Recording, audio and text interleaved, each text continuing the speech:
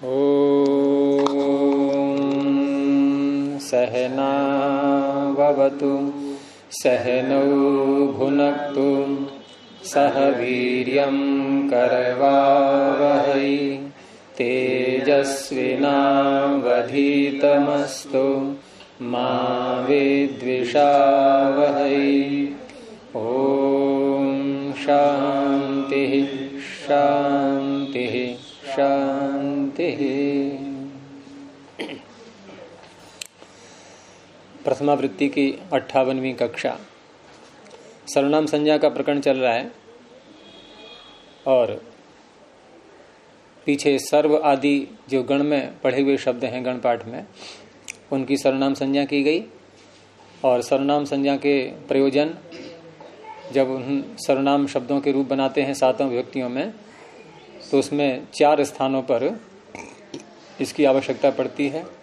एक प्रथमा के बहुवचन में, एक चतुर्थी के एकवचन में है, एक पंचमी के एकवचन में और एक षष्ठी के बहुवचन में। प्रथमा के बहुवचन में जसह शी, जस के स्थान पर शी करते हैं वो भी सर्वनाम से उत्तर होता है।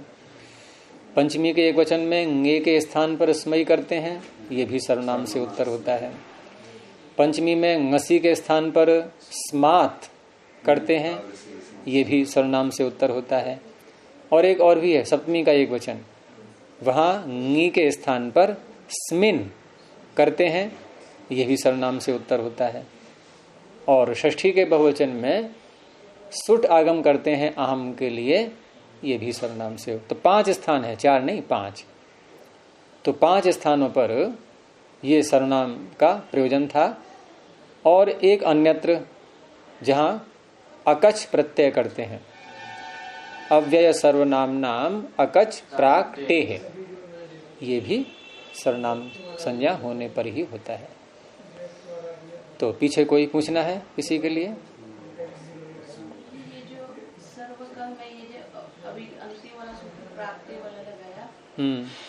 इसके बारे में थोड़ी दुविधा है कि अनुकंपायाम फिर हमें क्यों लगाना पड़ा इसलिए? क्योंकि अकच प्रत्यय अथवा क प्रत्यय 2 है, वहां क और अकच दोनों चलते हैं।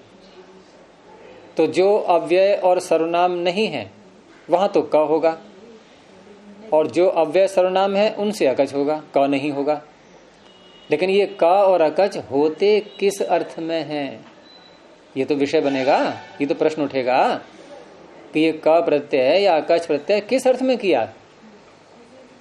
तो वो बिना अर्थ की तो बात बनेगी नहीं। तो वो अर्थ है ये अनुकंपा इत्यादि। आपने कहा कि अनुकंपा में क्यों किया, तो अनुकंपा यदि अर्थ नहीं लेंगे तो ये प्रत्यय होगा ही नहीं अकच। अनुकंपा अर्थ लें, अज्ञात अर्थ लें, कुत्सित अर्थ लें, कुछ तो लें इनमें से, किसी एक अर्थ में करेंगे तभी तो ये प्रत्यय आएंगे अकच या क। इसलिए अनुकंपायाम को दिखा दिया इन्होंने, अनुकंपा में किया है।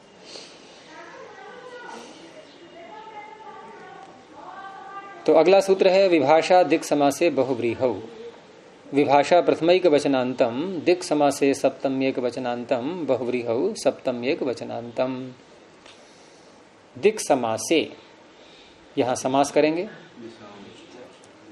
तो मूल शब्द क्या है, ये तालव्य शकारांत दिश, ये मूल शब्द है। अब इसके रूप चलाएंगे। तो क्योंकि यहां षष्ठी तत्पुरुष समास है और दिशाएं बहुत सारी हैं तो बहुवचन दिशाम आम प्रत्यय ला करके दिशाम समासः दिक् समासः। दिशाओं का अर्थात दिग्वाची शब्दों का समास। दिग्वाची शब्द उत्तर पूर्व इत्यादि जो होते हैं इनका समास वो कहलाएगा दिक् समास। अब सूत्र में है सप्तमी, तो जो मैंने बताई थी शैली आपको समास करने के पीछे वो यहां घट रही है पूरी। अब कि पहले हम समास करके शब्द को प्रथमा व्यक्ति में लाते हैं, ठीक है। दिशाम समासः दिक् समासः, ये प्रथमा बन गया। अब सूत्र में जो विभक्ति आ रही है सप्तमी आ रही है, तो वो सप्तमी हम लाएंगे तत् शब्द में पहले। तो तत् का सप्तमी में अब लिंग के अनुसार जो शब्द बना है दिक् समास, ये कौन से लिंग में है? पुल्लिंग में। तो तत् शब्द का पुल्लिंग में सप्तमी के एकवचन में क्या बनेगा? तस्मिन। तस्मिन बोल करके अब वही बोलेंगे जो सूत्र में पद है, तस्मिन दिक् समासे। आगे बताएंगे फिर ये समास हो गया, तो षष्ठी तत्पुरुष समास हो गया। यहां ये दिशाम समासः जब किया तो दिश, आम और समास सु ऐसे करते हैं समास। प्रातिपदिक संज्ञा कृतधित समासाश्च, सुपो धातु प्रातिपदिक हो, उधर से आम हट गया, उधर से सु भी हट गया, हट गए दोनों। अब यहां दिश शब्द जो बचा है ये, तो दिश शब्द दे दीजिए पैसे इनको, ये लीजिए। तो दिश शब्द जब बचा और आगे समास शब्द आ रहा है, तो ये शकार को ककार कैसे हो गया?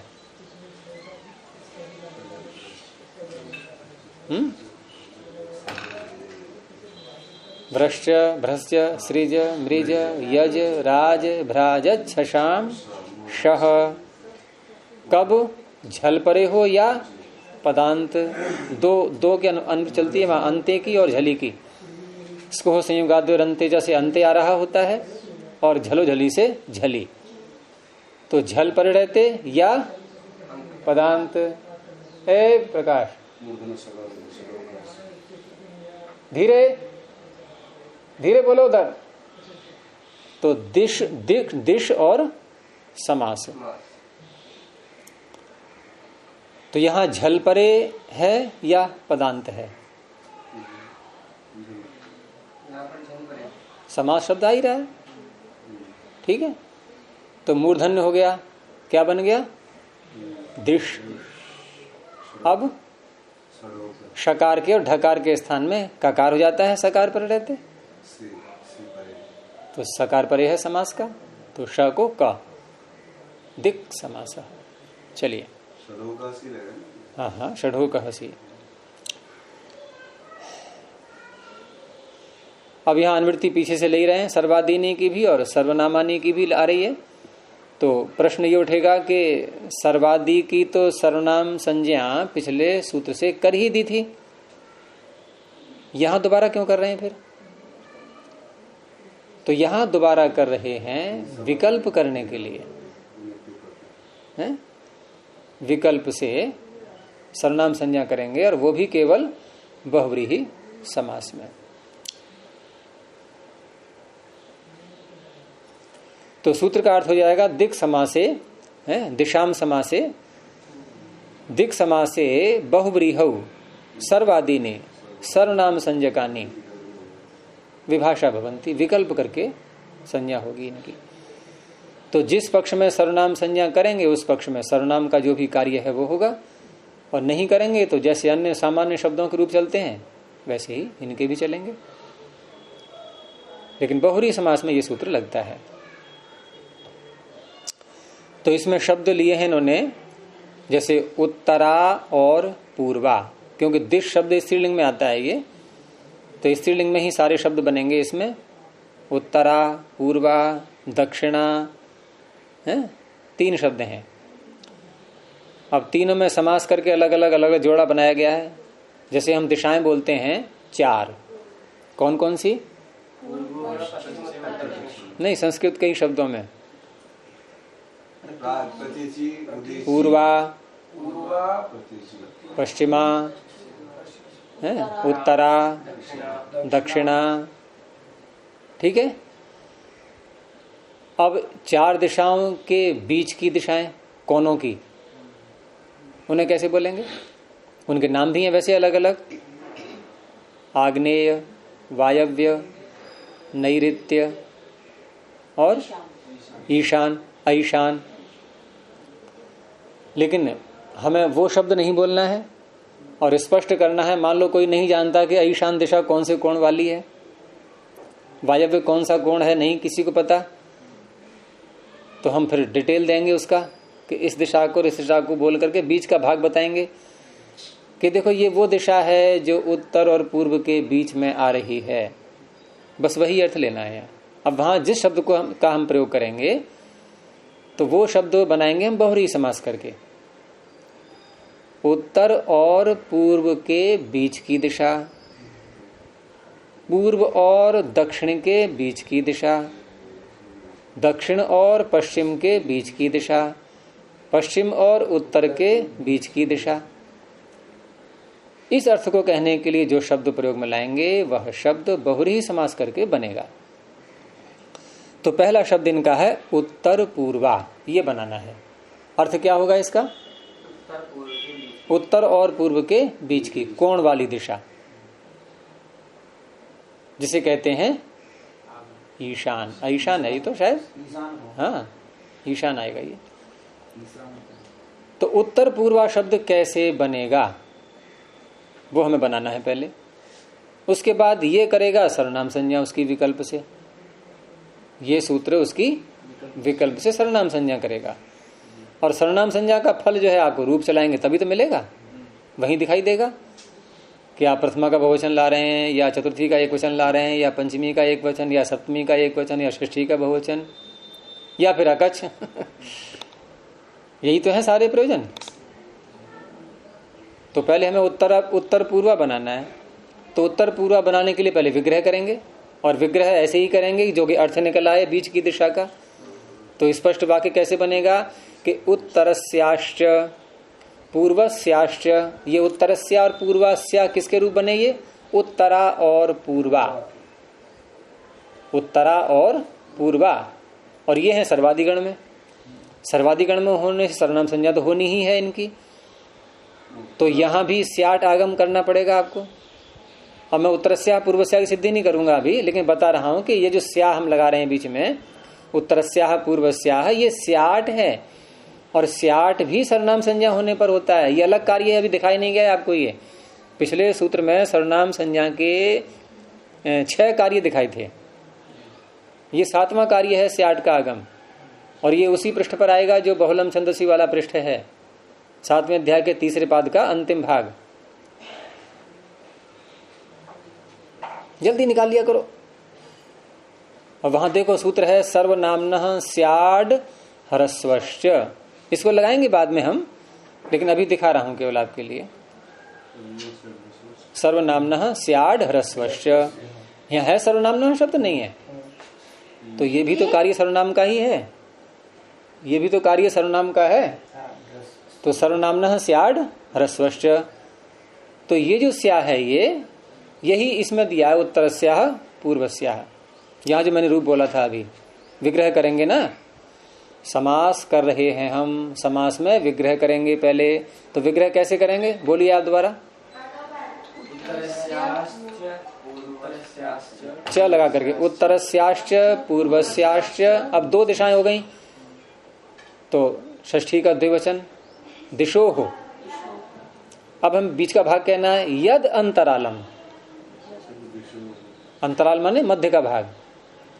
उत्तरस्याश्च पूर्वस्याश्च दिशोर यद अंतरालम, सा उत्तर पूर्वा। ये बन गया पूरा शब्द। अब इसकी प्रक्रिया, तो उत्तरस्याश्च पूर्वस्याश्च को लेंगे पहले, और यहां उत्तर के आगे, उत्तरा शब्द के आगे कौन सा प्रत्यय? ngस। पूर्वा के आगे ngस, उत्तरांगस, पूर्वांगस। अंतराल तो उसका अर्थ ले रहे हैं बीच का भाग, उसको नहीं लाएंगे यहां पर, क्योंकि 2 शब्दों का समास करना है। अब यहां समास कौन सा होगा ये प्रश्न उठा, तो इसके लिए एक सूत्र अलग से बनाया गया है। और कौन से 4 समास के प्रकरण हैं? अव्ययभाव, तत्पुरुष, बहुव्रीहि, द्वंद्व। निकालो जल्दी से समास वाला प्रकरण। उसमें बहुव्रीहि प्रकरण में है ये सूत्र। देखो द्वंद्व समास का तो एक ही सूत्र है, बाकी 3 समासों के अनेक सूत्र हैं। और बहुव्रीहि समास का तो मुख्य सूत्र ही अनेक शब्द से प्रारंभ होता है, अनेकम अन्य पदार्थ है। लेकिन और भी सूत्र हैं बहुव्रीहि समास के, और भी सूत्र हैं। तो और सूत्रों में आप देखो कौन सा सूत्र है यहाँ पर, तो दिंग नामानी अंतराले। मिल गया। बहुव्रीहि की अनुवृत्ति आ रही है इसमें, शेषो बहुव्रीहि से। तो दिंग नामानी, यहां भी समास कौन सा है? षष्ठी। दिशाम नामानी दिंग नामानी। अब आपको ये कैसे बन गया? वहां तो दिक समास में श को क कर लिया था, यहाँ अंगा हो गया है, तो यहाँ प्रक्रिया और प्रकार से चलेगी।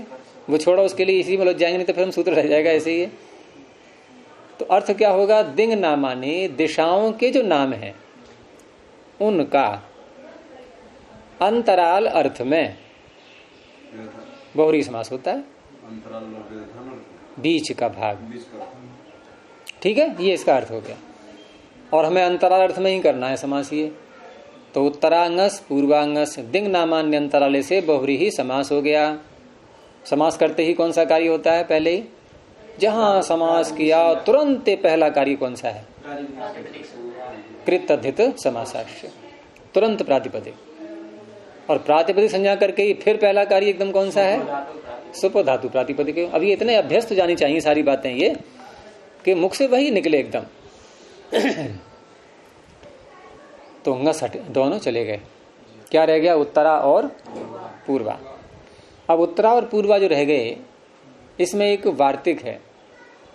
और वार्तिक यह है कि ये जो सर्वनाम शब्द होते हैं, इनमें जब दो शब्द आते हैं तो पहले वाले शब्द को पुल्लिंग हो जाता है, अगर दो स्त्रीलिंग के शब्द हैं तो। और वार्तिक है कि सर्वनामनो वृत्ति मात्रे पुंवद भावो वक्तव्य। वृत्ति मात्र का मतलब व्यवहार करना है, बस बोलना है केवल, उतने मात्र से ही। पुंवद भाव पुल्लिंग के समान, सर्वनामनो वृत्ति मात्रे पुंवद भावो वक्तव्य। सर्वनाम शब्द को पुल्लिंग के समान, सर्वनाम शब्द पुल्लिंग के समान हो जाता है वृत्ति मात्र में। वृत्ति समास है हमारी, हम समास में बोल रहे हैं उसको। तो पूर्वा को करेंगे पुंवद भाव या उत्तरा को करेंगे? उत्तरा को, पहले वाले को। ठीक है, क्योंकि ये जो वार्तिक है ये पुंवद भाव कर रहा है पूर्व वाले को। तो पूर्व पद को पुंवद भाव हो गया, उत्तरा का पुंवद भाव क्या बनेगा? उत्तर। भाई टाप करके हमने स्त्रीलिंग बनाया था, टाप को हटा दो। अब शब्द हमारे सामने है उत्तर और पूर्वा। उत्तर पूर्वा, ये एक शब्द है, ये एक प्रातिपदिक है ये। और प्रातिपदिक होने से फिर वही स्थिति, अब सु औजस सारे प्रत्यय आ गए। हमें कौन सा लाना है? चतुर्थी का एक वचन ङे प्रत्यय आ गया। उत्तर पूर्वा ङे। कोई उलझन आ रही है क्या? क्या लिख के बताना पड़ेगा? कुछ नहीं है, दिमाग में लिख रहे होंगे आप लोग। उत्तर पूर्वा ङे। अब यहां पर जैसे कल हमने उदाहरण दिए थे सर्वनाम के 5 व्यक्तियों में, वो छठा तो अलग था, अकच प्रत्यय वाला। वो शब्द हमारा था आकारांत। सर्व शब्द का उदाहरण या विश्व का दिया था, वो पुल्लिंग के उदाहरण थे। तो पुल्लिंग में सर्वनाम वाले कार्य अलग होते हैं, स्त्रीलिंग में सर्वनाम वाले कार्य अलग होते हैं। ये स्त्रीलिंग का है शब्द उत्तर पूर्वा। अब यहां सर्वनाम का कार्य ङे परिणति क्या होगा? जैसे वहां क्या था पुल्लिंग में सर्वनाम का कार्य ङे के स्थान में क्या किया था? स्मयी। लेकिन किस सूत्र से किया था? सर्वनाम स्मयी। क्या था अर्थ उसका? आकारांत सर्वनाम से उत्तर। हाँ, आकारांत सर्वनाम था ये। और ये कैसा है? आकारांत सर्वनाम है ये। तो वो तो लगेगा नहीं, अब वो तो गया। इसलिए अब पहुंच जाओ उसी बहुलम छंदसी वाले पृष्ठ पर।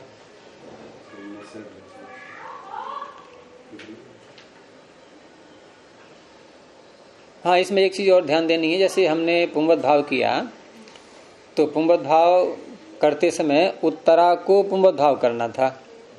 ठीक है, तो उत्तरा को पुंवद भाव करना है, तो प्रश्न ये उठेगा कि क्या शब्द लाएं इसकी जगह पर। तो यूं ही हम मनगढ़ंत ऐसे नहीं कहेंगे कि उत्तरा स्त्रीलिंग का है, उत्तर पुल्लिंग का है, वो आ गया, ऐसे नहीं। तो पुल्लिंग जब करते हैं किसी शब्द को, तो वहां भी एक नियम चलता है। जैसे ये जो सूत्र आपका प्रथम अध्याय में ही है, ह्रस्व नपुंसके प्रातिपदिकस्य, ये ह्रस्व करता है। और ह्रस्व करता है प्रातिपदिक को, ह्रस्व नपुंसके प्रातिपदिकस्य। उसी के आगे है गोस्त्रियो रूप सर्जनस्य। तो गोस्त्रियो रूप सर्जनस्य, यहां ये कहता है कि गो शब्द और स्त्रीलिंग वाले शब्द। हमारा यहाँ कैसा है? ये स्त्रीलिंग वाला शब्द है उत्तरा। गो शब्द को ह्रस्व करता है ये, स्त्रीलिंग स्त्री प्रत्यांत जो शब्द हैं उनको ह्रस्व करता है। 2 प्रकार के शब्द लेता है, गो स्त्रियो हो। लेकिन दोनों प्रकार के शब्द होने कैसे चाहिए? तो कहा उपसर्जन होने चाहिए। अब उपसर्जन तो यहाँ उपसर्जन किसे कहते हैं? ये संज्ञा है। प्रथमा निर्दिष्टम समास उपसर्जनम। समास करने वाले सूत्रों में जो प्रथमा से निर्दिष्ट पद होता है वह जिसको कहता है उसकी उपसर्जन संज्ञा होती है। किससे किया था समास? किससे किया था? दिंग नामान्यंतराले। तो दिंग नामान्यंतराले में अलग अलग करो, कितने पद हैं? 2। दिंग नामानी और अंतराले, एक प्रथमांत है एक सप्तम्यंत है। तो प्रथमांत कौन है? दिंग नामानी, हमें यही लेना है। और दिंग नामानी जिनको कह रहा है उनका नाम है उपसर्जन।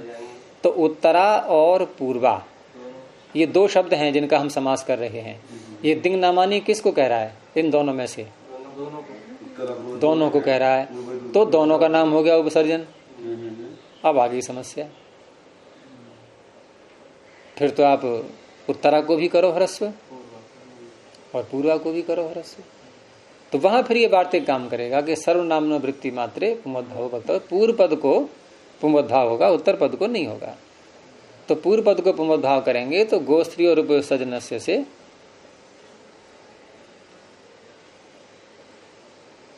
गोस्त्री और उपसर्जनस्य नहीं, इसमें पूर्व से कैसे लेंगे? नहीं गलत हो गया। नहीं सर्वनामनो वृत्ति मात्रे पुमोद्भाव वक्तव्य, इससे तो पुमोद्भाव हो ही गया, उत्तरा का उत्तर बन जाएगा। लेकिन पूर्वा जो शब्द है ये भी उपसर्जन है। तो पहले वाले को तो ह्रस्व हो ही चुका पुमोद्भाव करने के बाद, तो ह्रस्व को दोबारा तो ह्रस्व करने का कोई प्रसंग ही नहीं उठता। लेकिन दूसरा जो रह गया है पूर्वा शब्द, ये पूर्वा शब्द क्योंकि ये भी उपसर्जन है तो गोस्त्री और उपसर्जन से ये तो अपना काम करेगा। ये कहता है कि गो शब्द और स्त्री प्रत्यांत जो शब्द होते हैं उनको पुमोद्भाव हो जाता है यदि वो ह्रस्व हो जाता है, यदि वो स्त्रीलिंग के हैं तो, यदि वो उपसर्जन है तो उपसर्जन है ये पूर्वा शब्द, इसको भी ह्रस्व कर दिया इसने। अब क्या बन गया? अब क्या बन गया? देखो इसने ह्रस्व किया है, पुमोद्भाव ने किया, ध्यान रखना। उत्तरा का जो उत्तर बना है ये तो पुल्लिंग में आ गया, लेकिन पूर्वा का जो पूर्व बना है ये पुल्लिंग में नहीं है, ये है स्त्रीलिंग में ही, लेकिन ह्रस्व कर दिया इसने। ह्रस्व करके क्या बन जाएगा? उत्तर पूर्व। अब क्योंकि ये स्त्रीलिंग का शब्द है ये, तो स्त्रीलिंग का शब्द है, अकारांत बन चुका है ये। अकारांत बनने से अजाद्य तष्टाप से फिर टाप हो जाएगा। इस सूत्र ने अपना काम कर दिया गोस्त्री और उपसर्जनस्य ने, लेकिन स्त्रीलिंग का होने के कारण से अजाद्य तष्टाप ये टाप भी करेगा। तो टाप होकर के फिर बन गया उत्तर पूर्वा। अब आप चाहो तो झंझट से बच जाओ, सीधे उत्तर को पुमोद्भाव करके और सीधे नगे ले आओ, तब भी कोई आपत्ति नहीं है। लेकिन एक प्रक्रिया का हमें पता भी रहना चाहिए। कोई अगर प्रश्न कर बैठे कि गोस्त्री और उपसर्जन से यहाँ क्यों नहीं लगा, तो क्या उत्तर दोगे आप? लगा था लेकिन बाद में टाप आ गया। अब बाद में जो टाप आया है फिर कोई प्रश्न करे कि अब फिर लगाओ गोस्त्री और उपसर्जन से, फिर लगाओ। नहीं वो पूर्व पर वाली नहीं वो नहीं। देखो गोस्त्री और उपसर्जन से किसको करता है ह्रस्व? उपसर्जन को। उपसर्जन पूर्वा था, लेकिन पूर्व से जब टाप करके पूर्वा बनाया गया है, अब जो इसमें टाप का आ जोड़ा है ये उपसर्जन नहीं है। समास में समास करने वाले, अभी तो मैंने अर्थ किया था, समास करने वाले सूत्र में जो प्रथमा विभक्ति के पद होते हैं वे जिसको कहते हैं, आ गया समझ में? अब नहीं आया, घटा के दिखाओ मुझे। समास करने वाला सूत्र पकड़ो पहले, फिर हट गया ध्यान से। दिंग नामान्यंतराले, प्रथमांत पद कौन सा है इसमें? दिंग नामानी। ये जिनको कह रहा है उनका नाम है उपसर्जन। किनको कह रहा है ये? उत्तरा को और पूर्वा को, दोनों का नाम हो गया, दोनों है उपसर्जन। ये संज्ञा है, संज्ञा है ये उपसर्जन पूर्वों क्यों नहीं जुड़ा? हैं? ये भी है ना, उपसर्जन संज्ञा के ये भी है जो उपसर्जन पूर्वों कर देता है। हाँ, दोनों है। हाँ दोनों है, करो पूर्व किसको करोगे? दोनों है। हाँ, दोनों ही प्रथमा के द्वारा। तो दोनों को करो पूर्व, दोनों को करो पूर्व। नहीं, आप करो ना, दोनों को करो पूर्व। एक कोई तो करोगे, एक कोई तो करोगे। उपसर्जनम पूर्वम वहां लगता है जहां एक उपसर्जन है, एक नहीं है। यहाँ दोनों ही है, तो दोनों में जो भी पूर्व में आ जाए कोई बात नहीं है। सूत्र का तो खंडन हो नहीं रहा है। हाँ, दोनों चल जाएंगे। हाँ, तो आपको समझ में आ गया कैसे कहते हैं उपसर्जन? अब तो प्रश्न नहीं उठेगा ये।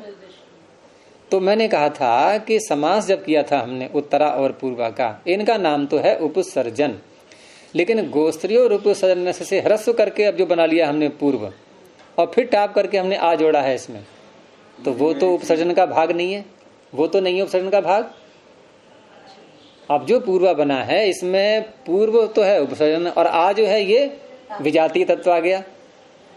तो अब क्या ये करेगा ह्रस्व? ये करता है उपसर्जन को ह्रस्व, और टाका जो आया है ये उपसर्जन नहीं था, ये तो बाद में आया है ना। इस तरह से उत्तर पूर्व। हाँ, क्या पूछ रहे थे आप? मैं ये पूछना चाह रहा है ना, प्रथमान निर्देशम समासे उपसर्जनम, समास विधायक सूत्र में प्रथमया निर्दिष्टम पदम उपसर्जन संज्ञाम भवति। ये भी इस अवस्था में उत्तरा पूर्वा जब इसके हम उसे विग्रह करेंगे तो उसमें प्रथमान निर्दिष्ट पद कौन सा बन जाएगा? आपने सूत्र का जो अर्थ किया, आपने सारा अर्थ ही बदल दिया। आपने सूत्र का अर्थ क्या किया था अभी? फिर बोलो दोबारा। समास विधायके सूत्रे, इसे घटाते जाओ। समास विधायके सूत्रे प्रथमया, कौन सा है वो? कौन सा है वो? दिंगनामानी। ठीक है। प्रथमया निर्दिष्टम, वो निर्दिष्ट कौन है? उत्तरा और पूर्वा। आपका तो उत्तर हो गया। समास विधायक सूत्र में प्रथमांत पद के द्वारा प्रथमया, समास विधायक शास्त्र आपका दिंगनामान्यंतराले ही तो है यहाँ पर। इसमें प्रथमा से जो निर्दिष्ट है, प्रथमा व्यक्ति जिसमें है वो है दिंगनामानी, और ये किसको निर्दिष्ट कर रहा है? ये उत्तरा पूर्वा कर रहा है। और पूर्वा का भी पूर्व प्रयोग कर सकते हैं ना, पूर्वा उत्तरा बना सकते हैं। हाँ, अर्थ बदले। उसमें ऐसा होता है ना कि प्रयोग जैसे व्यवहार में आ रहे हैं तो वैसे करने चाहिए हमें, और नहीं तो आप करने को तो कर लो, तो क्या अंतर पड़ेगा उसमें? पूर्वोत्तर से ही बोलेंगे फिर।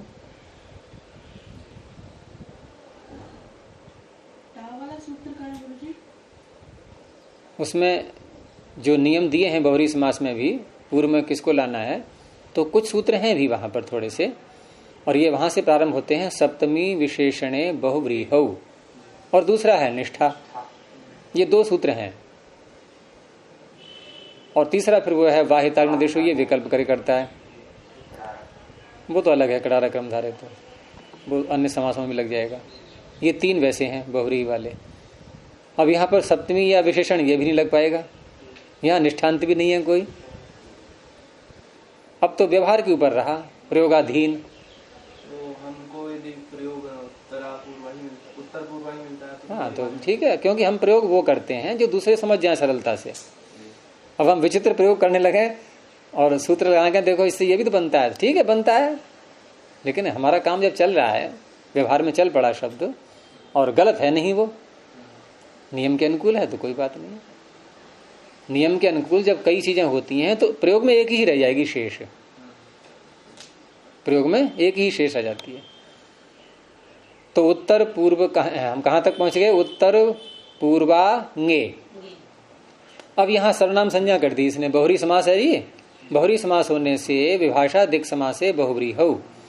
अगर ये सूत्र न बनता तो पूर्व सूत्र नित्य ही करता सर्वनाम संज्ञा, सर्वाधीनी सर्वनामानी, वो तो करता ही करता। तो उत्तर पूर्वायई ये उदाहरण नहीं बनता, उत्तर पूर्व से एक ही बनता, और मिलते हैं दोनों, तो ये सूत्र बनाना पड़ा कि यहां सर्वनाम संज्ञा विकल्प से होगी। तो पहला पक्ष कौन सा लें, करने वाला या न करने वाला? आप बताओ, करने वाला। तो सर्वनाम संज्ञा कर ली, अब ङे प्रत्यय आगे है। अब निकालो वही सूत्र, सर्वनाम्नः स्यात् ह्रस्वश्च। ठीक है, सर्वनाम्नः स्यात् ह्रस्वश्च। क्या क्या लेंगे ऊपर से हम? देखो, सर्वनाम्नः तो कह दिया कि सर्वनाम से उत्तर, और स्यात् ये आगम बोलेंगे, क्योंकि इसमें टकार लगा हुआ है। टकार लगा होते ही आगम पर ध्यान पहुंच जाता है, नहीं अपने आप ही। टकार लगा है तो आगम ही तो होगा, लेकिन किसको होगा? क्योंकि आगम तो किसी को होता है, कोई षष्ठी भी तो व्यक्ति हो। तो ऊपर से आ रहा है ङिति, और ङित प्रत्यय कितने होते हैं इसमें? 21 प्रत्ययों में 21 प्रत्ययों में ङित प्रत्यय कितने हैं? 6 हैं। कौन कौन से? 6 का नाम बोलो। भ्याम ङित है, और मैं क्या पूछ रहा हूं? ङित कौन से हैं? 4 हैं। ङे ngसी ngस ङी, और बड़े क्रम से हैं बिल्कुल, चारों एक वचन के, और चारों बिल्कुल क्रम से 4 5 6 7। चतुर्थी व्यक्ति, पंचमी व्यक्ति, षष्ठी व्यक्ति, सप्तमी व्यक्ति, तीन चारों का एक वचन। ङे ngसी ngस ङी, यही तो है। तो इनके परिणत ये सूत्र कार्य करेगा। तो सर्वनाम्नः, सर्वनाम से ये पंचमी है, और पंचमी ऊपर से आ रहा है ङिति सप्तमी। तो क्या नियम बताया था मैंने? पंचमी सप्तमी को षष्ठी में बदल देगी, तो ङिति का बन गया ङितः। तो सर्वनाम से उत्तर, सर्वनाम्नः उत्तरस्य ङितः स्यात् आगमो भवति। ठीक है, सर्वनाम से उत्तर ङित प्रत्यय को स्यात् का आगम होता है। हो गया। और इसमें एक अनुवृत्ति और आ रही है ऊपर से, आपः। आकारांत सर्वनाम, आबंत सर्वनाम, आकारांत भी नहीं, आबंत। आबंत सर्वनाम से उत्तर, आबंत सर्वनाम से उत्तर ङित प्रत्यय को स्यात् आगम होता है। आबंत है हमारे सामने, ये है अजाय तष्टाप से टाप कर लिया था ना, तो उत्तर पूर्वा ङे, तो ङे को स्यात् का आगम हुआ है। अब स्यात् है, टित, टित होने से कहां बैठेगा? ङे से पहले, आद्यंतो टकितो। तो उत्तर पूर्वा स्या ए। अब स्या और ए है, यहां आ के आगे ए आ गया, वृद्धि रेची। आद्गुण से आत की अनुवृत्ति आ रही है। अकार से उत्तर एच परे हो, तो पूर्व और पर आ और आई, आ और ए दोनों के स्थान में एक वृद्धि आदेश। तो आ और आई मिलके हो गया, आ और ए मिलके हो गया आई। तो स्या और ए क्या बन गया? स्यई। ये सूत्र 2 कार्य करता है। सर्वनाम्नः स्यात्, इतने का तो अर्थ हो गया। अगला शब्द क्या है सूत्र में? ह्रस्वश्च। और सर्वनाम को अब दोबारा फिर बोलेंगे, और दोबारा बोलेंगे तो ये सर्वनाम्नः जो पंचमी का है, ये षष्ठी का, क्योंकि दोनों में एक ही रूप बनता है। षष्ठी का मानो या पंचमी का मानो। ह्रस्वश्च का जब अर्थ करेंगे तो इसको षष्ठी मान करके करेंगे। जब आगम स्यात् आगम होता है ऐसा अर्थ करेंगे तो पंचमी का मान करके करेंगे। तो सर्वनाम से उत्तर ङित प्रत्यय को स्यात् आगम होता है, और सर्वनाम के स्थान में ह्रस्व हो जाता है। तो पूर्वा जो आ ह्रस दीर्घ है उसको ह्रस्व हो गया, नहीं तो क्या बनता? उत्तर पूर्वास्यई। अब क्या बनेगा? उत्तर पूर्वस्यई। ये हो गया स्पष्ट। अब दूसरा ले लो। ये इसमें सर्वनाम ना पंचमी है? हाँ जी, पंचमी है। अच्छा, वो षष्ठी में पंचमी के बाद में सप्तमी आया, वो षष्ठी में बदल गया। चलिए अब आगे सर्वनाम संज्ञा नहीं की। क्या किया? नहीं की। स्थिति वही ले आओ फिर दोबारा, उत्तर पूर्वा ङे। अब स्यात् तो होगा नहीं, फिर आबंत भी है ये। तो जो आबंत अंग होते हैं और ङित प्रत्यय आगे आ जाए तो उनको फिर याट आगम होता है। देखो इसी से ऊपर का सूत्र, याड आपह, याट आपह, ङित यहां भी आ रहा है, याट आपह। आबंत अंग से उत्तर ङिति फिर बदल जाएगा षष्ठी में है ङितः याट आगमो भवति। यहाँ ह्रस्व झगड़ा भी नहीं है कोई। तो आबंत अंग से उत्तर ङित प्रत्यय आएगा तो उसको याट होगा। याट भी टेत है वो फिर आदि में आ गया या और ए वृद्धि होकर के यही और ह्रस्व करना नहीं है तो क्या बनेगा रूप उत्तर पूर्वा यही। इनका अर्थ क्या हुआ दोनों शब्दों का उत्तर पूर्वस्य ही या उत्तर पूर्वा यही इनका अर्थ क्या हुआ चतुर्थी है ना। तो उत्तर और पूर्व दिशा के बीच की जो दिशा है उसके लिए कुछ भी करना है मान लो उसके लिए तो उत्तर पूर्वस्य ही उत्तर पूर्वा यही। ऐसे ही दक्षिणस्याश्च पूर्वस्याश्च दिशोर यद अंतरालम सा दक्षिण पूर्वा तस्यै दक्षिण पूर्वस्यै दक्षिण पूर्वायै। कोई भी नया काम नहीं है इसमें पूरे सूत्र ज्यों के त्यों वही लग रहे हैं। चलें आगे। अब यहां उत्तर पूर्व से ही तो बनाया हमने चतुर्थी का एक वचन। अब हमें अर्थ लेना है षष्ठी का मान लो या पंचमी का। तो उत्तर और पूर्व दिशा के बीच वाली दिशा का या दिशा से ये अर्थ लेना है। तो या तो ngसी लाएंगे या ngस लाएंगे दोनों का बचेगा अस। दोनों हैं ङित सर्वनाम संज्ञा करेंगे तो स्याट होगा स्या और अस उधर ह्रस्व हो जाएगा सर्वनाम न स्याट ह्रस्वश्च। तो उत्तर पूर्व स्या और अस स्या और अस अक सवर्णे स्यास स को ऋत्व विसर्ग स्याह उत्तर पूर्व स्याह। नहीं करेंगे सर्वनाम संज्ञा तो या डापा तैयार बैठा हुआ है तो उत्तर पूर्वा अब ह्रस्व भी नहीं कर सकते उत्तर पूर्वा या और ngस का अस या और अस यास विसर्ग याह उत्तर पूर्वायाह उत्तर पूर्वस्याह उत्तर पूर्वायाह। ये बन गया पंचमी में भी और षष्ठी में भी। तो कोई अंतर नहीं पड़ा इसमें है ना।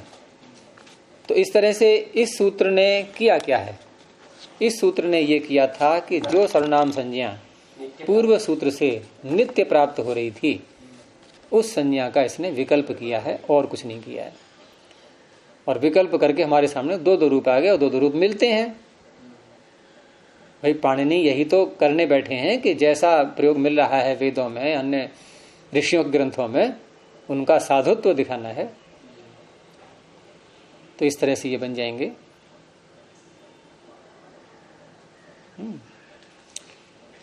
और अन्य व्यक्ति में बनाना है आपको जैसे ये तो ङे का हो गया ngसी का हो गया ngस का हो गया सप्तमी का ही बना लो क्या बनेगा। और दूसरा उत्तर पूर्वस्याम और उत्तर पूर्वायाम।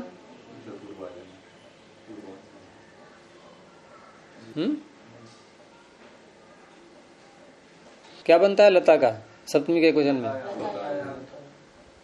तो वही जैसा बन जाएगा। जब सर्वनाम संज्ञा नहीं है सामान्य शब्द बन गया प्रिय जैसे औरों के चलते हैं रूप ऐसे इसके चलेंगे।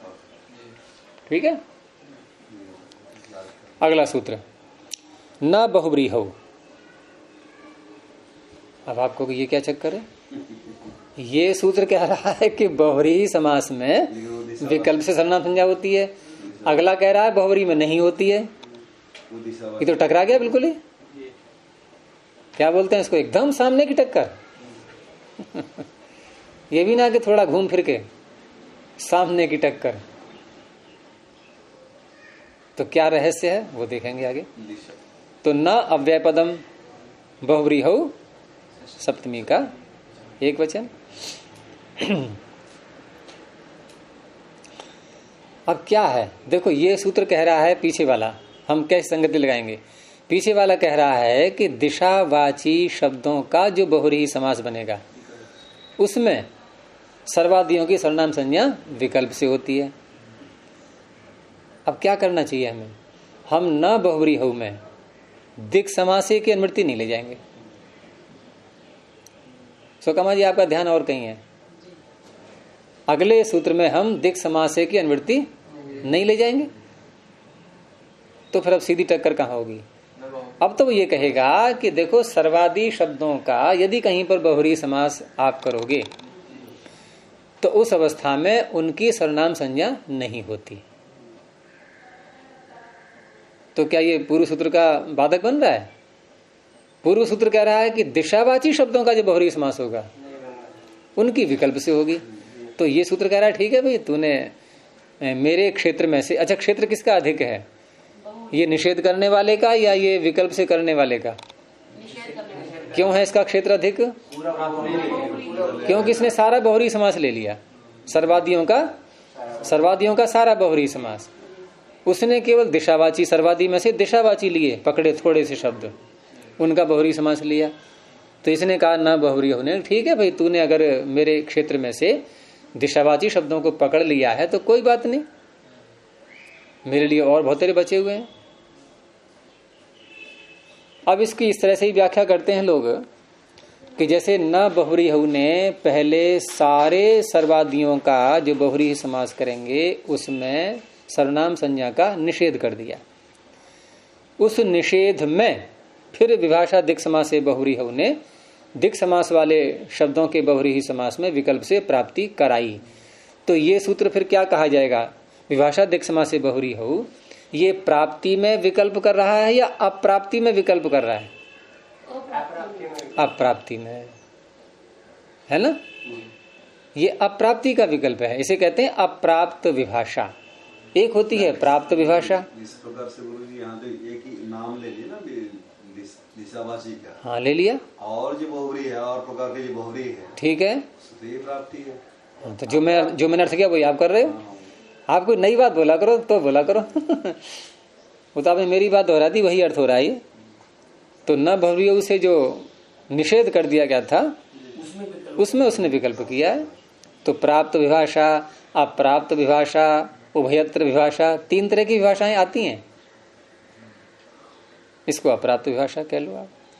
चलिए, तो न बहुरियों में क्या अर्थ हो जाएगा? फिर कोई विशेष ज्यादा समस्या नहीं है इसमें। अब सीधे हम किसकी अनुवृत्ति लाएंगे? सर्वादिनी की, है ना? और बहुरिया आ रहा है, नीचे रख सकते हैं, इसके बाद रख सकते हैं उसको। किसके बाद? चलो अगली बार जब बनाओ आप तो रख लेना।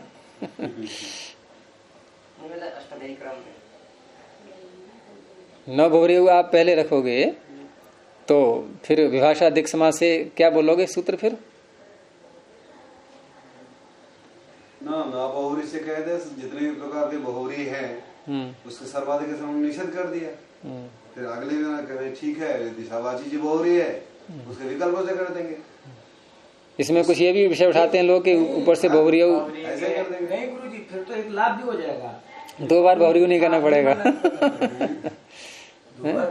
चलो ये चर्चाएं बाद में महाभाष्य में करेंगे, सब उसमें आएंगी। अभी इसको छोड़ो विषय को, कि सूत्र को आगे पीछे करना, इसमें ये पद पढ़ना, ये पद न पढ़ना, ये सब काशिका और महाभाष्य के विषय आगे चलेंगे। बहुत सूत्रों का बिल्कुल जोरदार खंडन कर दिया है, लेकिन अंत में महर्षि बनने की इज्जत रखने के प्राण मुख भविष्य सूत्राणि प्रणयन्ति स्म। तो न बहुरियो अर्थ हो जाएगा, इसमें कोई समास नहीं है। ऊपर से बहुरियो इसकी दिक् समासे की हम जो क्या नाम इसकी सर्वादिनी की अनुवृत्ति आ रही है और सर्वनामानी की आ रही है। तो अर्थ हो जाएगा बहुरियहु समासे सर्वादीनी सर्वनाम संज्ञकानी न भवंती। बहुत सरल अर्थ है कि सर्वादियों की सर्वनाम संज्ञा जो इससे 26वें सूत्र से हो रही है उसमें इसने रोक लगा दी कि देखो आप सर्वनाम संज्ञा तो करोगे लेकिन बहुरी समास को टच मत करना, उसको मत छूना। सर्वादि शब्द है वहां पर, लेकिन वहां आप सर्वनाम संज्ञा नहीं कर सकते, वहां बैन लगा दिया गया। तो जैसे शब्द हैं इसमें प्रिय और विश्व, उभय, द्वि, त्रि, अन्य, ये सारे शब्द कौन से गण में है? सर्वादि गण में। तो 26वें सूत्र से प्राप्त हो रही है, इसने रोक दिया। समझ आ गया नहीं? अब रोकने से क्या होगा? फिर जो सर्वनाम संज्ञा के कार्य हैं 5 प्रत्ययों में या अकच इत्यादि, ये कोई भी नहीं होगा अब यहाँ पर। जैसे अन्य सामान्य शब्दों के रूप चलते हैं जो सर्वनाम नहीं है, वैसे रूप चलेंगे इनके। जैसे बालक का क्या बनता है चतुर्थी में? बालकाय। लेकिन सर्व का क्या बनता है? सर्वस्मयी। अंतर आ गया नहीं। अब यहां भी प्रिय और विश्व जैसे हैं, इनका प्रियस्मयी प्रिय विश्वस्मयी बनेगा। अगर हम सर्वनाम संज्ञा करें तो प्रिय विश्वस्मयी, लेकिन इसने निषेध कर दिया तो बालकाय की तरह प्रिय विश्वाय, ऐसे रूप चलेंगे। तो पहला उदाहरण इसका है प्रिय विश्वाय, दूसरा प्रियो भयाय, फिर द्वैन्याय और त्रियन्याय। तो प्रिय विश्वाय है, प्रिय विश्वाय, प्रिय विश्व शब्द है ये, और प्रिय विश्व में बहुव्रीहि समास किया गया है। तो बहुव्रीहि समास करके अर्थ क्या निकलेगा इसका कि सारे प्रिय हैं जिसके, प्रिय हैं सारे जिसके, प्रिय पहले विश्व आगे, प्रिय हैं सारे जिसके, ऐसा कोई मनुष्य उसके लिए प्रिय विश्वाय। तो प्रिय विश्व का जो अर्थ किया गया तो हम विग्रह भी ऐसी करेंगे, प्रियाह, प्रिया, प्रिय शब्द नहीं है सर्वनाम में, ध्यान रखना, सर्वादिगण में, सर्वादिगण में प्रिय शब्द नहीं है, विश्व शब्द है। तो प्रिय का बहुवचन क्या बनेगा प्रथमा में? प्रियाह। और विश्व का बहुवचन क्या बनेगा प्रथमा में? गलती कर गई ना आप, विश्वे। ये सर्वनाम संज्ञा है इसकी, सर्वः सर्वौ सर्वे सह तौ ते, सब में ए आता है सर्वनाम वाली रूपों में, है कह कऊ के, यह यऊ ये, तो विश्व विश्व विश्वे। और प्रिय मत करते ना ऐसे, प्रिय प्रियो प्रिय, तो प्रिया विश्वे यस्य, ये विग्रह हो गया। प्रिय हैं सभी जिसके, विश्व माने सब। अब विभक्तियां लाओ, प्रिय जस, विश्व जस।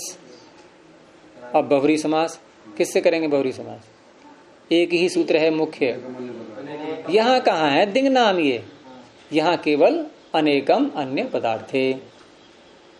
जब कोई भी सूत्र न लग रहा हो तो ये सूत्र सामान्य है, यही लगता है। अनेकम अन्य पदार्थे, अन्य पदार्थ को कहने के लिए अनेक पदों का आपस में समास होता है और उस समास का नाम बहुव्रीहि होता है, ये इसका अर्थ हो गया। तो अनेक कौन कौन है? एक प्रिय है और एक विश्व है, हो गए अनेक। एक से अधिक, अनेक का अर्थ कितना होता है? हम क्या करते हैं प्राय करके कि दो में, दो को अनेक नहीं बोलते हैं, दो को क्या आप अनेक अनेक कहा, दो ही तो हैं ये। अरे दो भी तो अनेक ही है, एक का न होना अनेक, न एक अनेक, तो दो कैसे नहीं अनेक? किसी ने खबर दी कि बाहर अनेक मनुष्य आए हुए हैं, तो सुनने वाले के दिमाग में क्या आएगी? पूरी भीड़ आ गई लगता है। जब बाहर पहुंचे कि दो हैं, अरे आप तो कहते अनेक आए, दो ही तो हैं ये। तो कि मैंने गलत क्या कहा? मैंने यही तो कहा अनेक आए, अनेक तो हैं ये, एक नहीं है। योग रूढ़ शब्द में आ रही है ना? नहीं, योग रूढ़ क्यों है? हाँ योग रूढ़ ही है, रूढ़ नहीं है ये को। योग रूढ़ है, विग्रह के अनुसार अर्थ निकल रहा है। तो प्रिय और विश्व दोनों का अनेक अन्य पदार्थे से बहुव्रीहि समास हो गया। समास होते ही दोनों कार्य तुरंत पकड़ लिया करो, प्रातिपदिक संज्ञा करना और सुपों का लोप करना। रह गया प्रिय और विश्व। अब यहाँ सर्वादीनी सर्वनामानी से सर्वनाम संज्ञा प्राप्त हो रही है, किसकी? विश्व की। प्रिय की तो नहीं करेगा वो, लेकिन विश्व की तो है, और विश्व के ही आगे में प्रत्यय लाना है तो प्रभाव पड़ेगा पूरा उसका फिर।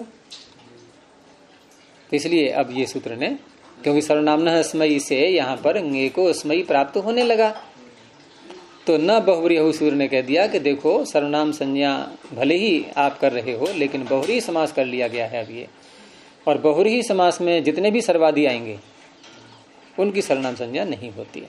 इसने रोक लगा दी। अब रोक लगा दी तो ये सर्वनामनः स्मयी तो गया, अब क्या लगेगा फिर?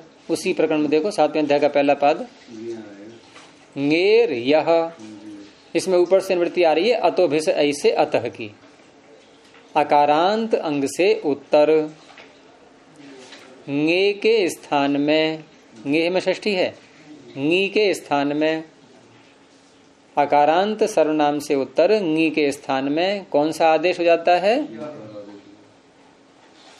नहीं ङी क्यों, ङे, ङे के स्थान में, ङे में षष्ठी है, ङेह में षष्ठी बन करके भी ङेह ही बनेगा, ये मैंने कल बताया था आपको। तो अकारांत सर्वनाम से उत्तर ङे के स्थान में यह आदेश होता है। ठीक है, यह हो गया। तो प्रिय विश्व और यह, अब यह हो गया ये ययादि सुप, और ययादि सुप को उसी बहुलम छंदसी के पृष्ठ पर सूत्र है सुपीचा। सुपीचा से दीर्घ हो गया। अकारांत अंग को ययादि सुप पर रहते दीर्घ हो जाता है। तो प्रिय विश्वाय, जैसे बालकाय बनता है ऐसे ही। अब यहां प्रिय विश्वस में ही नहीं बन सकता, विकल्प नहीं है यहां पर कोई भी। तो प्रिय विश्वाय। अब मान लो किसी के सारे प्रिय नहीं है, केवल एक दोस्त बनाया उसने अपना, दो बनाए हैं उसने दोस्त, दो ही हैं प्रिय। तो प्रिय उभय, अब उभय शब्द बोलेंगे। प्रिय हैं दो जिसके, उसके लिए। तो प्रिय और उभय का समास करके ठीक ऐसे ही, और दोनों का गुण करके प्रियो भय, ये बन गया शब्द। अब प्रियो भय से जब ङे विभक्ति लाएंगे तो यहां भी सर्वनाम संज्ञा न होने से स्मयी न हो करके ङेरियः से यह हो जाएगा, और सुपीचा से दीर्घ हो जाएगा। तो प्रियो भयाय, प्रिय हैं दोनों जिसके। ठीक है। और अब द्वि और अन्य शब्द, तो अर्थ क्या बनेगा? दो हैं अन्य जिसके, दो हैं अन्य जिसके। तो द्वि और अन्य, इनका समास करेंगे अनेकमन्य पदार्थ से, और द्वि और अन्य ये कोई अणची लगा करके द्व्यन्य। अब द्व्यन्य जो शब्द बना है इसमें अन्य शब्द आ रहा है सर्वाधिगण में, इसकी सर्वनाम संज्ञा प्राप्त हो रही है। तो सर्वनाम न स्मयी से स्मयी प्राप्त हो रहा है, इसने निषेध कर दिया। तो ङेरियः से यह होकर के सुपीचा से दीर्घ हो जाएगा। तो द्व्यन्याय, तीन है अन्य जिसके, तो त्र्यन्याय। कुछ रह गया इसमें? अब जो अर्थ बोल रहे हो वही हुआ। अब जांच करो क्या कैसे होगा प्रयोग। तीन है अन्य जिसके, भाई कोई व्यक्ति आया है, उसकी व्यवस्था करनी है। उसने कहा देखो जब मैं बस से उतरा था ट्रेन से, मेरे साथ तीन और हैं, मैं यहाँ अकेले आया हूँ, अभी तीन और भी आने हैं, उनकी व्यवस्था भी आपको साथ में करनी है। तो हमारे दरवाजे पर कौन आया है? त्र्यन्य। हमारे दरवाजे पर कौन खड़ा है? त्र्यन्य। यानी कि तीन और हैं इसके साथ में अभी, और खड़ा अकेला ही है। ये हो गया प्रयोग। दो और हैं साथ में तो द्व्यन्य, लेकिन यहां नहीं दिखाई दे रहे हैं, ये आड़ में खड़े हुए हैं। तो द्व्यन्याय त्र्यन्याय। हाँ, साथी और भी हैं उसके, अकेला नहीं है। तो ये चोर कैसा है? द्व्यन्य त्र्यन्य। तो ऐसे प्रयोग हो जाएगा। तो इसको यहीं रोकते हैं, अभी समय आज का कुछ कम मिल पाया इसको, व्याकरण की कक्षा को। चलिए, प्रणव ध्वनि। ओ